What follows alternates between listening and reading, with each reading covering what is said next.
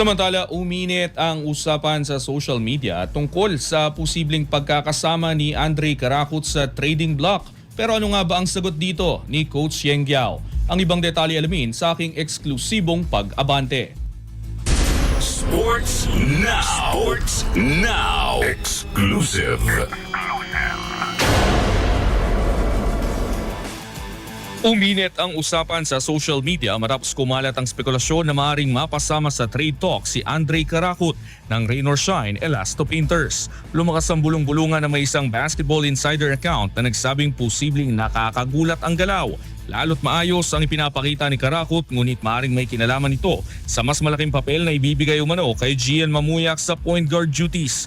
Mula roon kanya-kanyang buo ng trade scenarios ang fans. May ilan pang nagbanggit ng hypothetical swap papuntang San Miguel Beermen kapalit ni Wamit Yongson, habang ang iba naman ay dumiretso sa kritisismo sa kanyang numero at laro.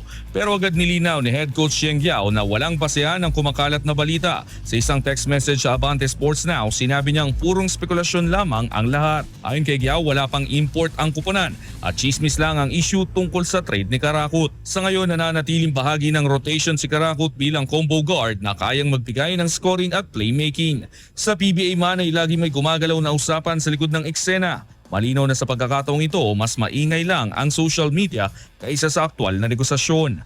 Ako si Sus Valdez, Abante Sports, nauna.